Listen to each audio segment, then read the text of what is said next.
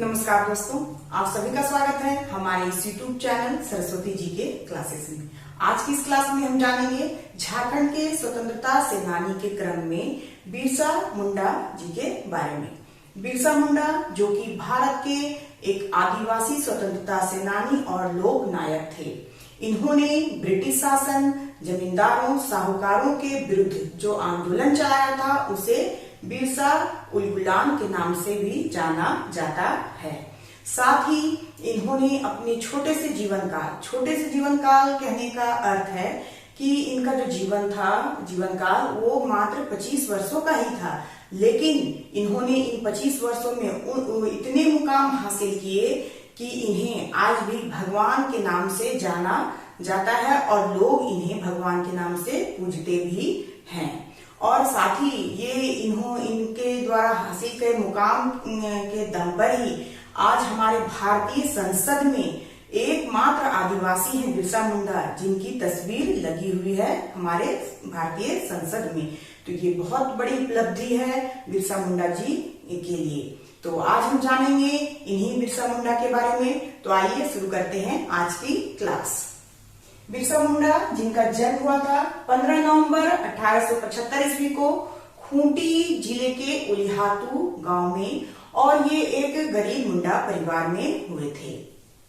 इनके जो पिता थे वे थे सुगना मुंडा। इनकी माता जो थी वे थी कदमी या कर्मी मुंडा। हर जगह नाम थोड़ा डिफरेंट दिया हुआ है, इसलिए मैंने यहाँ दोनों नामों का जिक्र कर दिया है। फिर इनका जो नामकरण है, बिरसा नाम इनका क्यों पड़ा? तो चूंकि इनका जन्म बृहस्पतिवार के दिन हुआ था और मुंडा रीति रिवाजों के अनुसार जन्मदिन के कारण ही इनका नाम, यानी कि बृहस्पतिवार इनका जन्म था, इसीलिए इनका नाम बिरसा रखा गया। फिर इनका जो बचपन का नाम था वो था दाऊद मुंडा। इनके जो प्रारंभिक शिक्षक थे, यानी इनकी जो प्रारंभिक शिक्षा दीक्षा हुई वे जयपाल नाग के द्वारा हुआ। इनके ही बगल गांव के ही थे ये, प्रारंभिक शिक्षक के रूप में जाने जाते हैं जयपाल नाग। इनकी शिक्षा जो है, यानी प्रारंभिक शिक्षा तो बगल गांव से ही हुई थी, लेकिन जो इनकी आगे की शिक्षा थी वो हुई थी जर्मन एवेंजेलिकल चर्च द्वारा संचालित स्कूल चाईबासा में। यहाँ से इन्होंने आगे की शिक्षा प्राप्त की थी मिशन स्कूल से, ऐसा कहा जाता है। और जब वहां ये पढ़ रहे थे मिशन स्कूल में, चूंकि ईसाइयों से बहुत प्रभावित थे, इसलिए इनका एडमिशन मिशन स्कूल में कराया गया था। और जब वहां ये अध्ययनरत थे तो वहां पे इन्होंने देखा कि ब्रिटिश शासन की तरफ से या ईसाइयों के द्वारा जो आदिवासी थे उनका बहुत मजाक बनाया जाता था, और ये चीज इन्हें बर्दाश्त नहीं हो रही थी और इस चीज का वे वहां विरोध कर रहे थे, और इसी वजह से इन्हें उस स्कूल से निकाल दिया गया था। फिर इनके जो धार्मिक गुरु थे वे थे आनंद पांडे।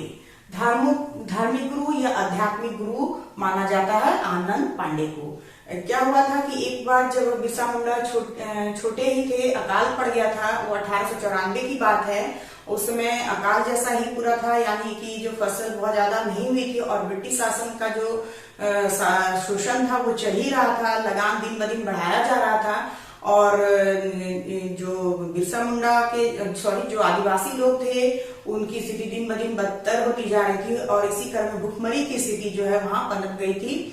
और इसी क्रम में इनके माता पिता, इनका परिवार भी भुखमरी में उस चपेट में आ गया था, जिसके कारण इनको भूखे रहना पड़ रहा था। और इसी भूख से तड़पते हुए बिरसा मुंडा ने एक दिन क्या किया कि कब्रिस्तान में एक मुर्दे को, जो मुर्दा को गाड़ा गया था, उसे उन्होंने निकाल के और उनके हाथ में एक सोने के कंगन थे, उसे निकाल के उसे बेच के और अपने परिवार का पेट भरा था।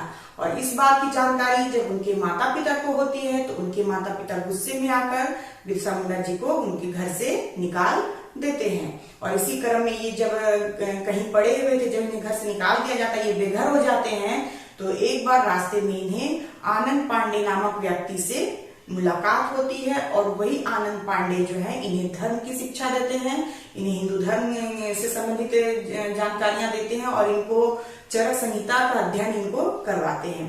और इसकी वजह से इन्हें आयुर्वेद का इतना ज्यादा ज्ञान हो जाता है कि आगे चलकर यही आयुर्वेद का ज्ञान इन्हें आदिवासियों में भगवान का स्थान दिला देता है। फिर क्या है कि छात्र जीवन, इनका जो छात्र जीवन जब था तो इन्होंने चाईबासा में भूमि आंदोलन से ये जुड़े थे, यानी कि सबसे पहला आंदोलन अगर इनका देखा जाए तो छात्र जीवन में ही था। इन्होंने चाईबासा के भूमि आंदोलन में अपना योगदान दिया था। फिर 18 वर्ष की आयु में इन्होंने चक्रधरपुर जंगल आंदोलन में भी ये शामिल हुए थे, यानी कि छात्र जीवन में इन्होंने चाईबासा भूमि आंदोलन से तो ये जुड़े ही थे, साथ ही 18 वर्ष की आयु में ये चक्रधरपुर जंगल आंदोलन में भी शामिल हुए थे। फिर 1895 में इन्होंने अपने आप को सिंह बोंगा का दूत घोषित किया था। यहाँ से क्वेश्चन पूछा जाता है कि बिरसा मुंडा ने अपने आप को सिंह बोंगा का दूत कब घोषित किया था, तो ये इन्होंने 1895 ईस्वी में अपने आप को सिंह बोंगा का दूत घोषित किया था और साथ ही एक पंथ चलाया था जिसे कि बिरसाई पंथ के नाम से जाना जाता है। पंथ चलाया था जिसे कि बिरसाई पंथ कहा जाता है। ये एक नया पंथ था जिसकी शुरुआत बिरसा मुंडा के द्वारा की गई थी। ये एक पंथ था, ना कि धर्म, यानी ये हिंदू धर्म के अंतर्गत ये एक पंथ था। जिस तरह से शैव पंथ, वैष्णव पंथ आते हैं, उसी तरह से ये एक पंथ था, बिरसाई पंथ। और इसके द्वारा ये आदिवासियों को संगठित करने लगते हैं और अंग्रेजों के शोषण के विरुद्ध लड़ने के लिए ये तैयार होते हैं। फिर 1895 में ब्रिटिश सरकार के विरुद्ध षड्यंत्र रचने के आरोप में 2 वर्ष सश्रम कारावास तथा 50 रुपए जुर्माने की सजा इनको होती है। फिर क्या होता है, जब ये ब्रिटिश सरकार के विरुद्ध आंदोलन चलाना धीरे धीरे शुरू करते हैं, लोगों को संगठित करना शुरू करते हैं, तो ब्रिटिश सरकार इन पे आरोप लगाती है कि ब्रिटिश शासन के खिलाफ षड्यंत्र रच रहे हैं और इसी क्रम में इन्हें 2 वर्ष सश्रम कारावास तथा 50 रुपए का जुर्माना की सजा हो जाती है। और इस समय जो इनके गिरफ्तार करने वाले अंग्रेज अधिकारी थे वे थे जीआर मेयर्स। यहाँ से भी क्वेश्चन पूछा जाता है कि प्रथम बार जब बिरसा मुंडा को गिरफ्तार किया गया था उस समय अंग्रेज अधिकारी कौन थे, तो वे थे जीआर मेयर्स। इसलिए मैंने इसे यहाँ पे नोट किया है, इंपॉर्टेंट है। तो यहाँ ये प्रथम बार गिरफ्तार करने वाले अधिकारी थे जीआर मेयर्स। फिर है कि जो प्रथम गिरफ्तारी जो इनकी हुई थी वो कब हुई थी, तो ये हुई थी 24 अगस्त 1895 ईस्वी को। 24 अगस्त 1895 ईस्वी को इन्हें गिरफ्तार करके हजारीबाग जेल में रखा गया था। यहाँ से क्वेश्चन पूछा जाता है कि इन्हें किस जेल में रखा गया था प्रथम बार गिरफ्तारी में, तो ये हजारीबाग जेल में रखा गया था।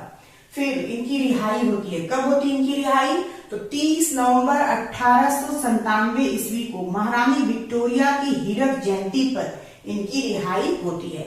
महारानी विक्टोरिया अपनी 50वीं जयंती मना रही थी हीरक जयंती के रूप में और इसी खुशी में उन्होंने बहुत सारे कैदियों को रिहा करने का ऑर्डर दिया था और इसी क्रम में बिरसा मुंडा को भी छोड़ दिया जाता है। लेकिन यहाँ देखने वाली बात ये है कि जब 24 अगस्त 1895 को ये गिरफ्तार हुए, इनको सजा हुई सिर्फ 2 सालों की, तो फिर ये 30 नवंबर 1897 यानी कि 4-5 महीने एक्स्ट्रा इन्होंने जेल में क्यों काटे, तो इसके पीछे रीजन ये था कि इन्हें जो 50 रुपए का जुर्माना लगाया गया था वो जुर्माना ये नहीं भर पाए थे और इसी वजह से इन्हें 6 महीने की अतिरिक्त सजा काटनी थी और वही सजा ये काट रहे थे अगस्त के बाद।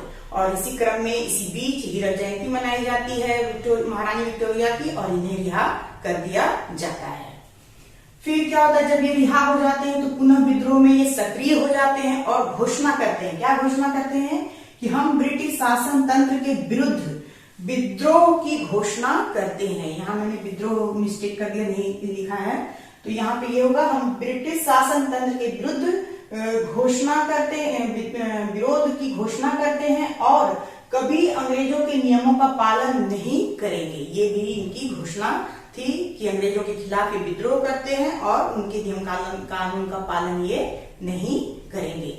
और ये जब घोषणा हो जाती है अंग्रेज जो है वो समझ जाते हैं कि इनको खुला छोड़ना ठीक नहीं है अंग्रेजों के लिए और फिर से इनको गिरफ्तारी का ऑर्डर जो है वो दे दिया जाता है और साथ ही इनको तत्काल गिरफ्तार करने के लिए इनके ऊपर 500 रुपए का इनाम रखा जाता है। तो यहाँ से क्वेश्चन पूछा जाता है कि दोबारा बिरसा मुंडा को गिरफ्तार करने के लिए अंग्रेजों के द्वारा कितने रुपए का इनाम रखा गया था? तो ये रखा गया था 500 रुपए का।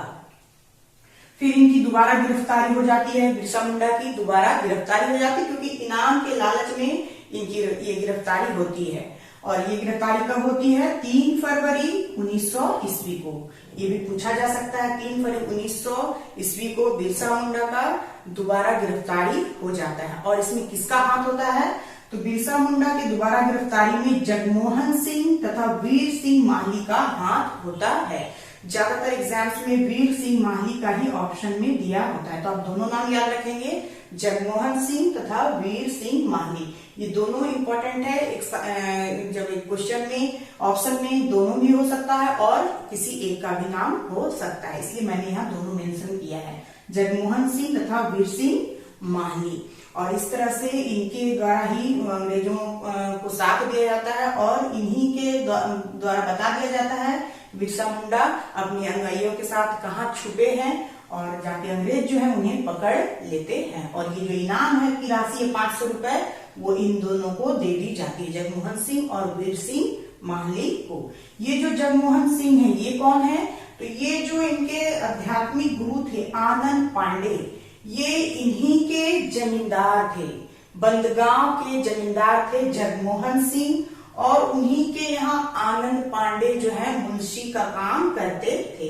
तो ये भी इंपॉर्टेंट है, यहाँ से भी क्वेश्चन पूछा जा सकता है। जगमोहन सिंह कौन से गांव के जमींदार थे? तो बंदगांव के ये जमींदार थे और उनके मुंशी थे आनंद पांडे।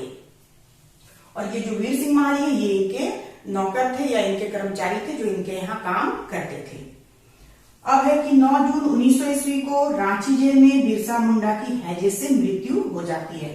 फिर क्या, जब बिरसा मुंडा को 3 फरवरी को गिरफ्तार कर लिया जाता है तो गिरफ्तारी के बाद 9 जून के दिन 1900 ईस्वी को इनको रांची जेल में इनकी मृत्यु हो जाती है। किस वजह से? तो हैजे की वजह से इनकी मृत्यु हो जाती है। ये भी इंपॉर्टेंट है, यहाँ से भी क्वेश्चन पूछा जाता है कि बिरसा मुंडा की मौत किस कारण से हुई थी? तो हैजे के कारण से बिरसा मुंडा की मौत हुई थी, ऐसा अंग्रेजों के द्वारा बताया गया है। फिर क्या है, ये तो जितने भी इंपॉर्टेंट फैक्ट्स थे वो मैंने आपको यहाँ पे क्लियर बता दिए हैं। अब उसके अलावा भी 2-3 चीजें हैं जो कि हम लोगों ने पहले भी पढ़ा है बिरसा उल गुलाम के क्रम में, लेकिन फिर भी मैंने इसे यहाँ पे नोट किया है ताकि इंपॉर्टेंट चीजें आपको याद रहें। तो ये है कि धरती आबा, बिरसा मुंडा को धरती आबा के नाम से भी जाना जाता है और इसका मतलब होता है धरती के पिता। बिरसा धरती आबा का मतलब होता है धरती के पिता और ये बिरसा मुंडा को ही कहा जाता है। फिर इन्हें विश्व पिता के अवतार भी कहा जाता है या माना जाता है, विश्व पिता के अवतार। और इसके अलावा एक क्वेश्चन और पूछा जाता है कि बिरसा मुंडा के सेनापति कौन थे? तो बिरसा मुंडा के जो सेनापति हैं ये हैं गया मुंडा। यहाँ से क्वेश्चन पूछा गया इसलिए मैंने इसे यहाँ पे नोट किया है। अब ये जितने भी इंपॉर्टेंट फैक्ट्स बन रहे थे बिरसा मुंडा से संबंधित उन सभी को मैंने यहाँ पे आपके सामने प्रस्तुत किया है। इसके अलावा भी अगर किसी तरह के कोई और फैक्ट्स अगर कहीं मिलते हैं तो मैं वो उसे आपसे जरूर शेयर करूंगी। तो आज के लिए बस इतना ही, नेक्स्ट वीडियो में हम फिर मिलते हैं, तब तक के लिए धन्यवाद। जय हिंद, वंदे मातरम।